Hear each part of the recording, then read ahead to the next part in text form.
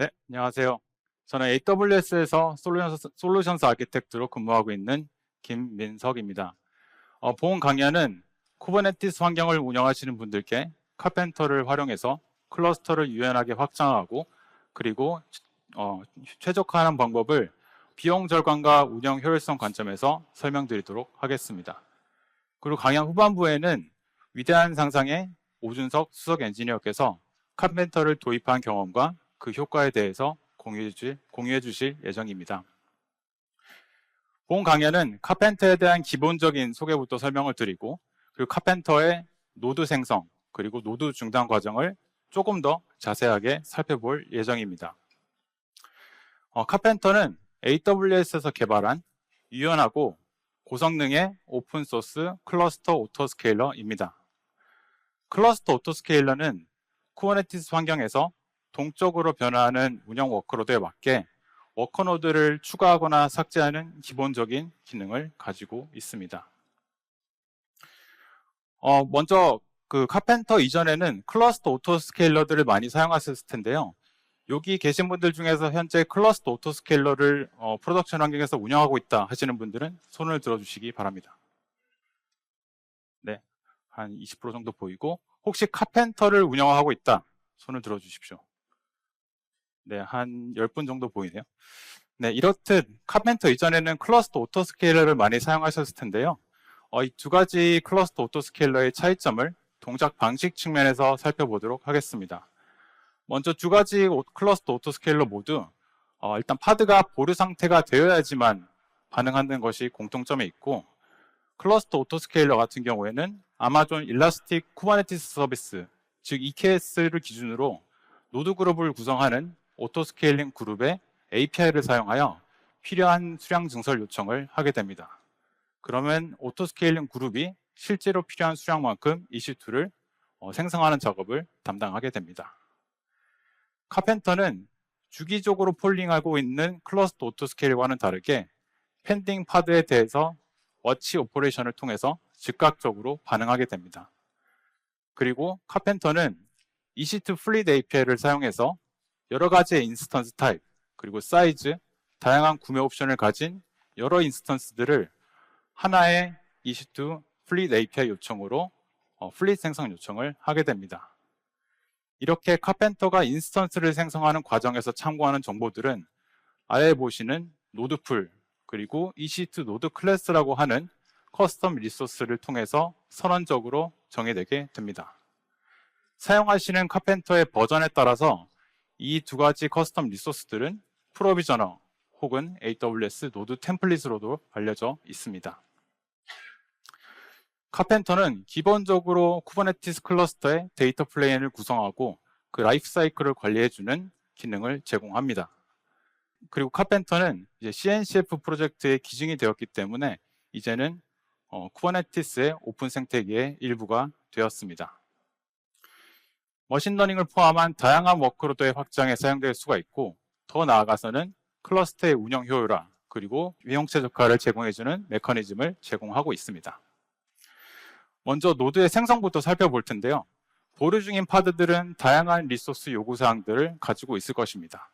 그리고 카펜터는 이러한 요구사항들을 종합하고 분석해서 100여 가지가 넘는 인스턴스 유형 중에서 가장 적합한 인스턴스 유형을 선택하게 됩니다.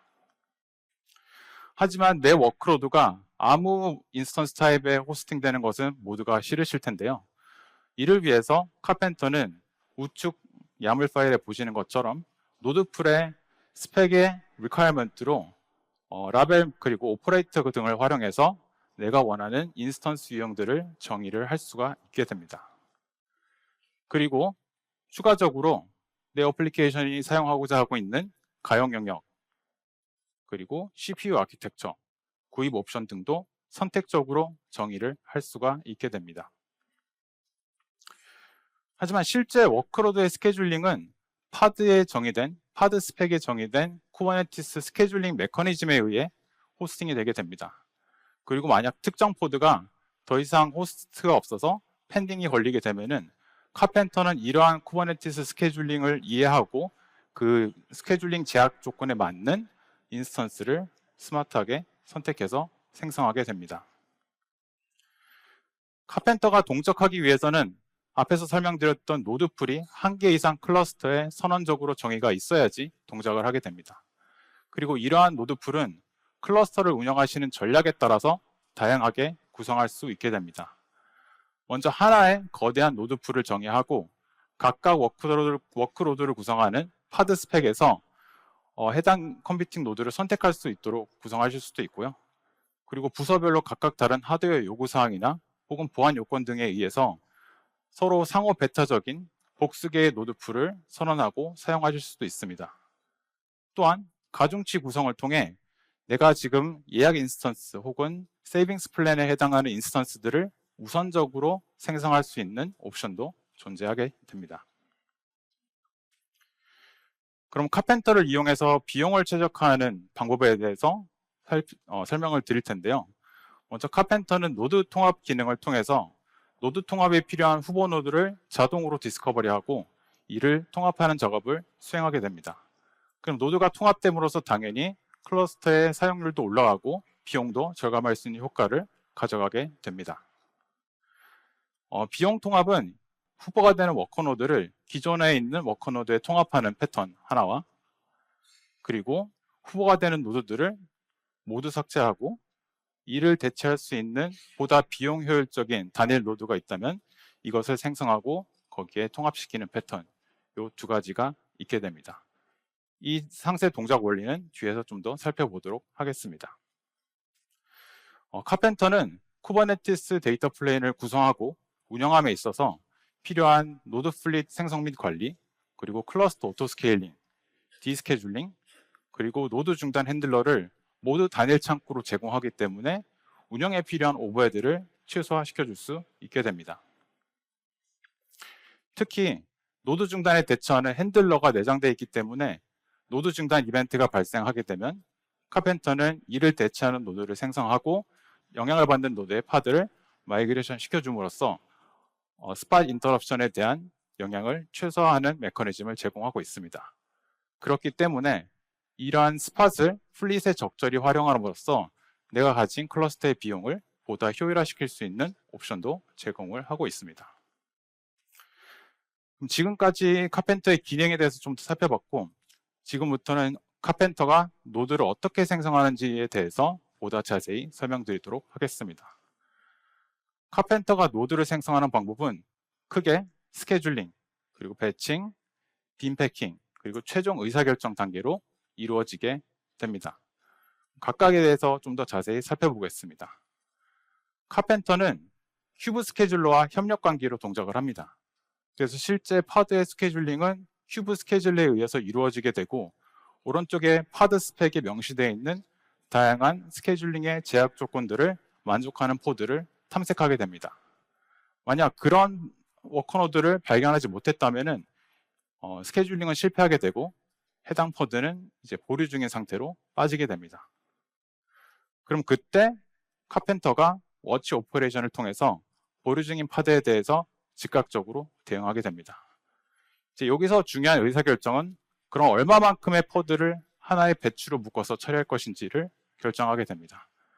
만약 보류 중인 포드에 대해서 일일이 대응하게 된다면 결국에는 그 하나의 포드만 호스팅할 수 있는 노드밖에 만들지 못할 것입니다. 그렇기 때문에 클러스터 오토스케일러 같은 경우에는 10초의 그 폴링 타임을 두고 그 10초 안에 있는 펜딩 포드들을 처리하는 로직으로 진행이 됩니다. 카펜터는 보다 유연하고 빠르게 노드를 생성하기 위해서 확장 윈도우 알고리즘이라는 것을 사용하고 있습니다. 이 확장 윈도우 알고리즘에는 두 가지 주요한 값이 있는데요. 첫 번째는 바로 이슈 대기 시간입니다. 이는 펜딩 파드 이벤트가 발생하면 추가로 대기하는 시간을 의미하며 기본값은 1초로 세팅이 되어 있습니다. 두 번째는 최대 확장 시간입니다. 이는 최대 10초까지 보류 중인 파드들을 단일 배치로 구성하겠다라고 하는 세팅 값입니다. 그래서 기본값은 10초로 설정이 되어 있고 예제를 통해서 조금 더 자세히 설명드리도록 하겠습니다. 먼저 T0에 해당하는 시점에 펜딩 파드가 발생하였습니다. 카펜터는 당연히 즉각적으로 이를 캐치하고 추가로 유효 시간만큼인 1초 동안 대기를 합니다. 본 예시에서는 1초 기간 이내에 보류 중인 파드가 발생하지 않았기 때문에 지금 예시에서는 1초에 해당하는 윈도우에 포함되는 단일 노드를 배치로 처리하게 됩니다. 그리고 만약 대기 시간인 1초 이내에 새로운 신규 파드들이 새로운 보류 중인 파드들이 생성되게 되면은 카펜터는 그 윈도우를 계속 확장하게 됩니다. 그리고 점점 확장하다가 마지막 펜딩 파드를 기준으로 추가 1초 동안 더 이상 펜딩 파드가 발생하지 않는다면은 그때 하나의 배치로 묶어서 처리를 하는 과정을 반복적으로 수행을 하게 됩니다. 그럼 나중에 극단적인 케이스로 내가 클러스터에 뭔가 업그레이더란가 혹은 장애로 인해서 새로운 파드들이 계속 올라오고 있는 상황이라면 어떨까요? 지금 이 예시에서 보시는 바와 같이 신규로 펜딩되는 파드들의 사이가 유효 대기 시간의 1초 이내로 계속 파드들이 생기고 있는 상태입니다. 그렇게 되면은 이때는 이제 두 번째 값인 최대 윈도우 시간만큼 10초 동안 끊어서 파드를 배치로 처리를 하게 됩니다. 그럼 이렇게 배치로 묶을 파드들을 정했다면 두 번째로는 이제 어떤 인스턴스 타입을 선정할지를 카펜터는 시뮬레이션을 하게 됩니다. 이를 위해서 카펜터는 EC2의 Describe API를 호출해서 인스턴스 유형들을 디스커버리 합니다. 그리고 카펜터는 비용 최적화를 주요 목적으로 하고 있기 때문에 비용 순으로 해당 인스턴스들을 이제 나열하게 됩니다. 그리고 내가 파드 그리고 노드풀에서 갖고 있는 포드 제약사항들과의 교집합을 통해서 시뮬레이션을 할 수 있는 리스트를 만들게 됩니다. 그리고 시뮬레이션을 위해서 가상의 노드를 하나 만들고 그리고 펜딩되는 파드의 첫 번째 파드를 이 가상의 노드에 넣고 그리고 교집합 리스트에 있는 첫 번째 인스턴스를 매핑해서 수용 가능한지 확인을 합니다. 만약 그게 수용이 어렵다고 한다면 두 번째 인스턴스 타입을 대입해보고 수용 가능한지 확인을 합니다. 만약 첫 번째 파드를 수용할 수 있는 인스턴스 타입이 발생하게 된다면 카펜터는 다시 두 번째 파드를 대입해서 해당 인스턴스 타입을 재사용할 수 있는지를 판단을 하게 됩니다. 만약 재사용이 어렵다고 한다면 동일하게 그 리스트에 있는 다음 인스턴스를 대입해서 검증하는 과정을 지속적으로 수행을 합니다. 그리고 만약 파드의 특별한 요건들, 예를 들어 가지고 파드 안티 어피니티, 그리고 동일한 호스트 포트 사용, 그리고 볼륨 토폴로지와 같은 특수 제약 때문에 그 파드들이 동일 노드에 생성이 어렵다면은 신규 새로운 가상의 노드를 만들고 이제 시뮬레이션을 다시 시작하게 됩니다. 이렇듯 카펜터는 더 적은 수의 보다 큰 인스턴스를 만드는 것을 선호하고 또한 사용률 최적화가 아닌 비용 최적화를 주요 목적으로 하고 있습니다. 이 케이스는 스팟 인스턴스를 사용하는 경우에는 클러스터의 사용률이 조금 떨어지더라도 만약에 비용을 최적화할 수 있는 인스턴스 선택지가 있다면 카펜터는 그것을 선택하도록 되어 있습니다. 이렇게 이제 그 인스턴스 리스트를 출연했다면 최종 인스턴스 런칭은 이제 EC2의 플리드 API를 통해서 요청을 하게 됩니다. EC2 플리드 API는 앞에서 필터링된 인스턴스 리스트와 그리고 할당 전략을 주요 인풋 값으로 요청을 하게 됩니다. 온디맨드 같은 경우에는 로에스트 프라이스, 그리고 스팟 같은 경우에는 프라이스 캐패시티 옵티마이즈라고 하는 할당 전략을 사용하고 있습니다. 이는 온디맨드 같은 경우에는 방금 필터링된 인스턴스 중에서 가장 싼 인스턴스 타입들을 런칭하게 되고 스팟 같은 경우에는 가장 싼 인스턴스를 찾는 것뿐만 아니라 내부적으로 이제 스팟 인터럽션 레이트이 낮은 인스턴스를 선택하도록 되어 있습니다. 그리고 이러한 의사결정은 AWS 같은 경우에는 아마존 EC2 플리드 API를 통해서 판단을 하도록 설계가 되어 있습니다. 자, 지금까지 노드의 생성에 대해서 살펴봤는데요. 그러면 카펜터가 노드를 중단하는 시나리오에 대해서 조금 더 살펴보도록 하겠습니다. 카펜터 드리프트는 내가 관리자가 선언한 노드풀 혹은 노드 클래스의 값과 현재 운영 중인 머신의 혹은 노드의 값이 일치하지 않는 상황에서 카펜터가 이를 재조정하는 리콘사일 작업을 의미합니다. 간단히 예를 들어 보겠습니다. 현재 노드풀에는 M5 라지의 인스턴스 타입이 정의되어 있습니다. 하지만 관리자가 이것을 C5 라지로 업데이트했다고 가정을 해보겠습니다. 그럼 기존에 운영 중인 M5 라지와 지금 현재 노드풀에 정의된 C5 라지의 값이 달라지기 때문에 카펜터는 드리프트 메커니즘을 통해서 기존에 있던 M5 라지를 중단시키기 전에 먼저 이를 대체하는 C5 라지 노드를 먼저 만들고 그 다음에 M5 라지를 중단하는 작업을 수행을 하게 됩니다. 이를 활용해서 워커노드의 이미지 패치 그리고 업그레이드를 이 드리프트 기능을 통해서 자동화시킬 수 있는 방법이 있는데요. 이제 그 부분을 조금 더 설명을 드리고자 합니다.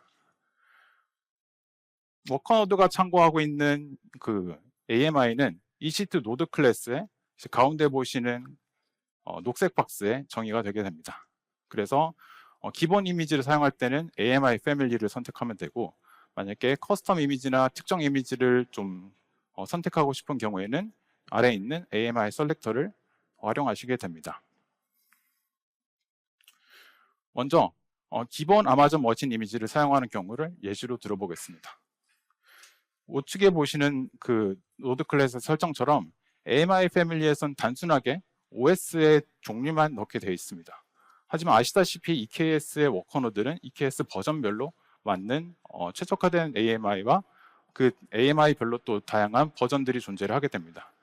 카펜터는 기본적으로 해당 버전에 맞는 최신 AMI를 선택하도록 설계가 되어 있습니다. 그리고 그 방법은 AWS 내부적으로 카펜터가 참고하는 AMI 정보를 시스템 매니저의 파라미터 스토어에 등록을 하게 되고, 실제로 인스턴스를 생성할 때에는 최신 AMI 정보를 확인한 다음에 이제 그 AMI에 맞는 AMI를 선택해서 인스턴스를 런칭을 하게 됩니다. 근데 만약 AWS에서 해당 버전에 대한 신규 AMI를 새롭게 릴리즈했다고 가정해 봅시다.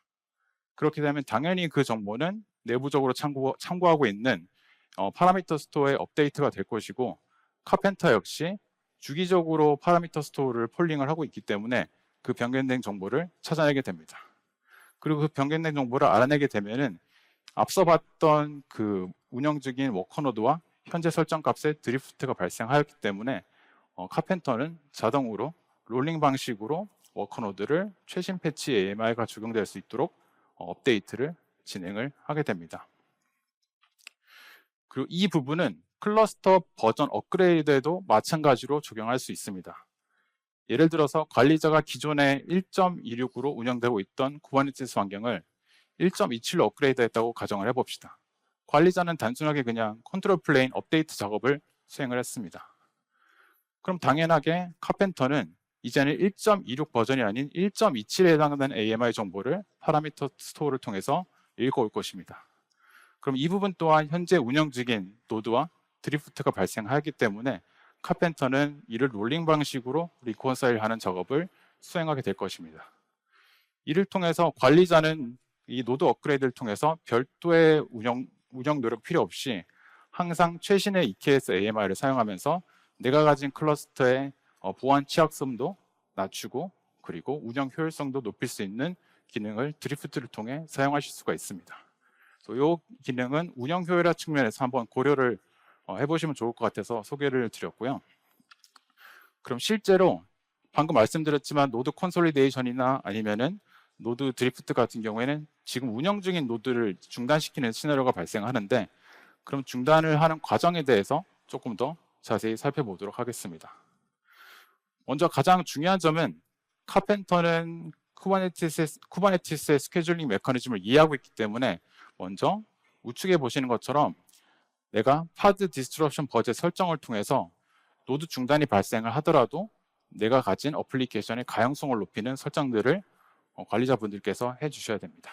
그리고 만약 내가 특정 퍼드나 특정 노드가 이런 중단의 영향을 받지 않게 설정하기 위해서는 아래에 보시는 것처럼 Do not disrupt라고 하는 어노테이션을 통해서 설정을 하게 되면 카펜터가 후보 중단 노드를 디스커버리 할 때 해당 노드 혹은 해당 포드가 있는 노드들은 자동으로 배제를 하게 됩니다. 노드 중단은 일단 특정 노드가 생성되고 일정 기간이 지나서 삭제하는 expiration, 그리고 앞에서 설명드렸던 드리프트, 컨솔리데이션, 인터럽션 이 네 가지 상황에 의해서 발생하게 됩니다. 각각 종류별로 미세한 차이는 있지만 다음과 같은 표준화된 워크플로우를 따라가게 됩니다. 먼저 후보 노드를 식별하게 되고요. 중단이 필요한 후보 노드를 식별하게 되고 그 다음엔 이를 대체하는 신규 노드를 생성합니다. 그리고 해당 신규 노드가 정상적으로 생성되고 클러스터에 조인되면은 카펜터는 쿠버네티스의 이빅션 API를 통해서 후보 노드를 튜닝 시킵니다. 그리고 후보 노드가 정상적으로 튜닝 되면은 그때 후보 노드를 종료를 하게 됩니다. 자, 그럼 어떻게 후보 노드를 판별할까요? 먼저 드리프트 같은 경우에는 노드풀에 있는 스펙의 정적 필드들은 해시 값을 구합니다. 그리고 그 해시 값을 현재 내가 운영 중인 노드의 해시 값과 비교를 해서 다르다면 그것을 드리프트 후보군으로 판단을 하게 됩니다. 그리고 앞에서 설명드렸던 AMI와 같이 외부 정보를 참고하는 경우에는 주기적으로 폴링을 통해서 후보 노드를 식별하고 있습니다.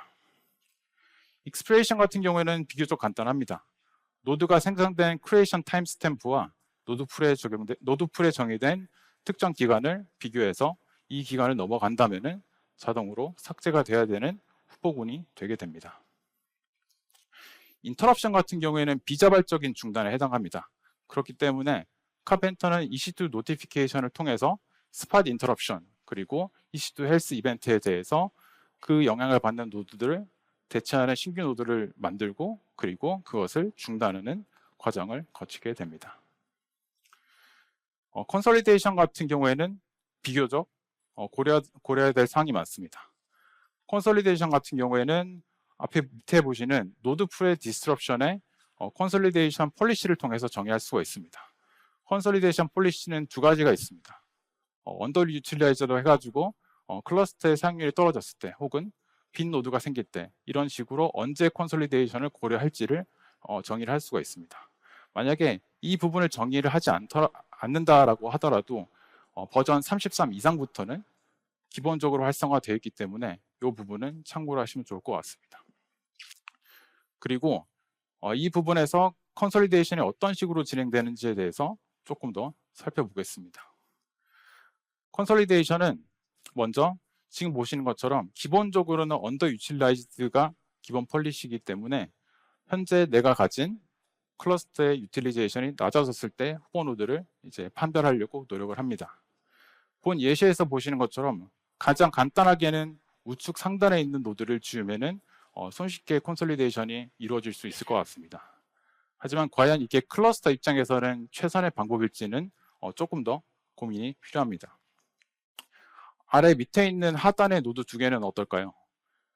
노드 입장에서 보면은 유틸이 충분히 높은 것 같지만 그 두 개의 노드를 좌측에 있는 큰 인스턴스로 전부 다 통합시키면은 그 두 개의 노드 역시 삭제를 할 수가 있게 됩니다.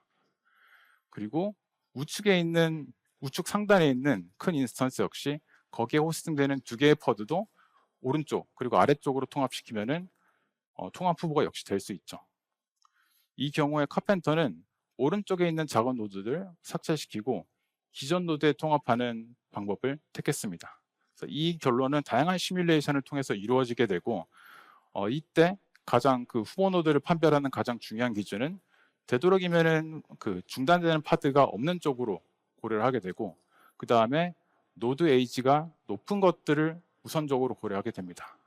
만약 신규로 만들어진 노드들을 지우게 되면은 신규 노드가 삭제되고 생성되는 과정이 반복될 수가 있기 때문에 그러한 문제에 대응하기 위해서 일단 노드 에이지도 하나의 중요한 우선순위로 높여서 검토를 하고 있습니다. 그리고 노드 컨솔리데이션 앞에서 설명드렸던 빈 패킹보다 훨씬 복잡한 컴퓨팅이 들어갑니다. 왜냐하면은 내가 특정 그 중단이 발생하는 퍼드에 대한 재스케줄 로직이 들어가야 되고요. 그리고 실제로 노드가 생성된다고 했을 때에는 그 노드에 이 파드를 얼마만큼 넣으실 것인지에 대한 빈 패킹 로직도 같이 들어가 있습니다. 그래서 실제로 컨솔리데이션은 큐브 스케줄러의 코드와 앞에서 설명드렸던 빈 패킹 코드가 상당 부분 재활용이 되고 있습니다. 그리고 노드 중단은 앞에서 설명드렸지만 그 위에 보시는 수식처럼 n개의 후보 노드를 0개로 통합시키는 패턴, 즉 기존에 있는 워커 노드에 통합시키는 패턴이 있습니다. 예시를 들어보면 오른쪽에 있는 클러스터를 보시면 이제 활용도가 상당히 떨어져 있죠.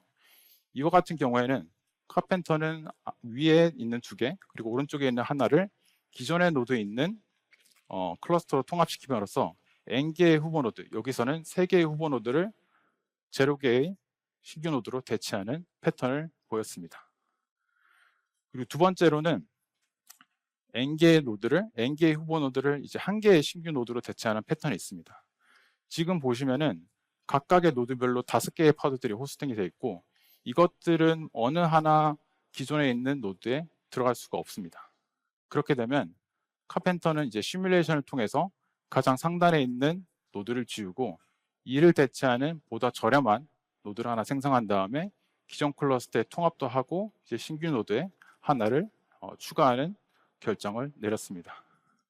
그래서 이 부분은 실제로는 알고리즘적으로 봤을 때도 이제 NP 하드한 문제에 해당하게 되기 때문에 절대적인 해를 찾을 수가 없는 문제입니다. 그리고 기본적으로 이 컴퓨팅을 하는 동안에도 내 클러스터 환경이 다이나믹하게 바뀌기 때문에 지금까지 설명드렸던 휴리스틱한 방법으로 카펜터는 그것을 계산을 하고 있고, 그리고 버전이 증가함에 따라서 이 방식이 또 바뀔 수가 있습니다.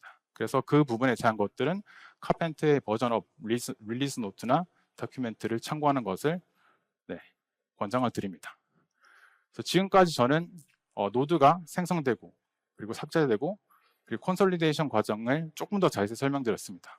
이를 통해서 이제 카펜터 도입을 고민하시거나 혹은 좀 더 효율적으로 사용하는데 도움이 되기를 바라면서 이제 제 발표를 마치겠습니다. 이어서 위대한 상상의 오준석 수석 엔지니어께서 카펜터를 도입한 효과와 그리고 경험에 대해서 공유해 줄 예정입니다. 박수로 맞아주시면 감사하겠습니다. 안녕하세요. 저는 위대한 상상에서 데브옵스 업무를 하고 있는 오준석입니다. 앞에서 솔루션즈 아키텍처인 김민성님께서 카펜터에 대해서 자세하고 쉽게 설명해 주셨는데요. 그럼 이것을 위대한 상상에서는 어떻게 적용했는지 조금 소개해 드리려 합니다. 일단 위대한 상상에 대해서 소개를 좀 드리면요. 요기요로 잘 알려져 있는 회사고요. 배고프실 때 자주 이용 부탁드리겠습니다. AWS 아키텍처를 간략하게 보여드릴게요. 저희는 멀티 어카운트에 각각 VPC가 설치가 되어 있고요. VPC 안에 EKS 클러스터가 설치되어 있습니다. EKS끼리는 트랜짓 게이트를 통해 서로 통신이 되고 있고요. EKS 안에는 멀티 에이지, 그리고 온디맨드와 스팟, 그래비톤과 X86 이렇게 다양한 인스턴스 타입을 골고루 사용하고 있습니다. 그래서 저희는 EKS를 도입을 할 때 클러스터 오토스케일러를 고민하지 않고 바로 카펜터를 도입하기로 결정을 했습니다. 그럼 인스턴스를 이제 결정을 해야 되는데요. 노드풀의 스펙에 보면은 리퀘어먼트에 어떤 인스턴스를 사용할 건지 정의를 하게 됩니다. CPU는 4코어, 8코어 이런 식으로 몇 코어짜리를 사용할 것인지, 그리고 C타입, M타입, R타입 등 카테고리를 선택할 수 있습니다. 그리고 인스턴스 패밀리로 특정 네트워크 타입이나 디바이스 타입이 필요한 경우는 패밀리를 꼭 선언해야 하고요. 그리고 인스턴스 제네레이션은 저는 이건 적극 추천드리는데, 왜냐하면은 다양한 세대가 성능 차이가 많이 발생합니다. 그래서 똑같은 워크로드가 4세대랑 7세대가 만약에 섞이게 되면 성능이 50% 이상 차이가 나기 때문에 서비스 품질에 안 좋은 영향을 갖고 있기 때문에 저희는 세대를 6세대, 7세대만 사용하고 있고요. 그리고 카패시티 타입을 정의하게 됩니다. 스팟이나 온디맨드 정의하게 되고요. 그래비톤을 사용할지 X86을 사용할지 이거는 각 서비스에 따라서 정의를 하게 되어 있습니다. 이렇게 EC2 인스턴스를 골랐으면은 이제 실제로 쿠버네티스 노드에 설정할 수 있는 것을 정의를 해야 되겠죠. 파드가 어디에 스케줄링 될지 노드에 레이블을 달아야 합니다. 이 노드풀에 레이블 설정을 할 수 있고요. 내가 원치 않는 파드가 들어오지 않도록 페인트를 설정할 수 있습니다. 그리고 앞에 설명해 주신 것처럼 중단 옵션이 여러 개가 있는데요.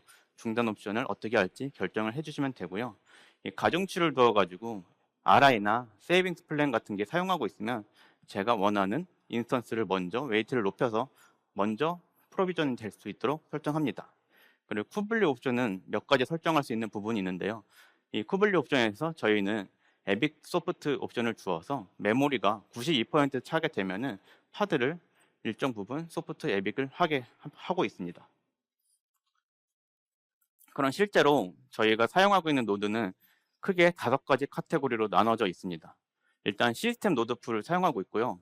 여기서는 EC2나 코어 DNS, 매트릭 서버 같은 인프라적인 시스템들을 올려놓고 있고요. 이것들은 매우 중요하기 때문에 서비스와 격리를 시켜놓고 있습니다. 모두 그래비톤으로 사용하고 있고요. 그리고 온디맨드, 스팟 인스턴스를 사용하는 노드 풀을 각각 만들었습니다. 또 에어플로우 같은 경우 배치 작업이 서비스에 영향을 줄 수 있기 때문에 따로 분리를 했고요. 어드민성 웹서버들도 노드풀을 따로 분리해서 스팟 인스턴스에 100% 할당해서 비용을 최적화하고 있습니다. 이렇게 노드를 선택을 했으면 노드풀에 참조하고 있는 EC2 클래스, 그러니까 노드 클래스를 정의를 해야 하는데요. 이 노드풀이 복잡해지다 보니까 리소스 태깅을 통해서 어느 노드인지, 그래서 어느 이 클러스터에 어떤 노드풀이 지금 비용을 얼마나 발생하고 있다, 이걸 트래킹하기 위해서 저희는 리소스를 태깅을 하고 있고요. EBS GP3를 사용하기 위해 블록 디바이스 매핑을 사용하고 있습니다. 또 유저 데이터를 정의를 해서 앞에 말했던 쿠블리 설정에서 할 수 없는 더 복잡한 쿠블리 설정을 하고 있는데요. 저희는 주로 레지스트리 풀 QPS를 여기서 설정하고 있습니다. 기본 값이 5 QPS밖에 되지 않기 때문에 빠르게 노드에 있는 파드가 스케줄링을 하고 나서 이미지를 땡길 수 없어서 저희는 이거를 5 QPS에서 30으로 바꾸고 있고요. 제가 원하는 서브넷에 노드가 할당될 수 있도록 서브넷을 정의할 수 있습니다. 자, 이렇게 노드를 정의를 했으면 이제 파드를 스케줄링을 해야 합니다. 파드는 스케줄링 할 때 그냥 아무 노드나 들어가면 안 되겠죠. 일단 최우선적으로 저는 네트워크를 고려했습니다. 저희가 사용하고 있던 이스티오 인그레스는 네트워크 밴드위스를 굉장히 많이 사용하고 있기 때문에 이것이랑 다른 것이 일반 타입으로 들어가면은 패킷 드랍이 발생하거나 리트랜스밋이 발생할 수 있었습니다. 그래서 네트워크 타입인 C6GN 타입으로 이스티오 인그레스는 전부 다 몰아 넣었고요. 인프라 나머지들은 그래비톤으로 다 몰아 넣었습니다. 그리고 이제 서비스들은 이제 그레이스풀 셧다운 피리어드를 고민할 수밖에 없었는데요. 왜냐하면 저희는 스팟을 주로 사용하고 있었기 때문입니다.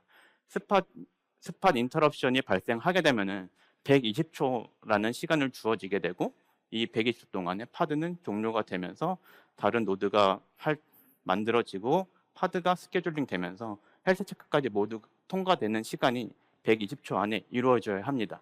그래서 이 헬스 체크가 통과될 때까지 120초 안에 끝낼 수 없는 작업들은 스팟 인스턴스를 과감히 포기하고 온디맨드만 사용하는 전략을 취해야 합니다. 또 PDB가 있는데요. PDB는 스팟 인스턴스를 사용하는 경우에 PDB가 너무 강하게 5%, 10% 이렇게 잡혀 있으면 파드가 미처 빠져나가지 못하고 노드가 종료돼 버릴 수 있습니다. 그래서 스팟 인스턴스를 사용한다면 과감하게 PDB를 30% 이렇게 높여가지고 파드가 노드에서 빨리 빠질 수 있는 전략을 취해야 했습니다.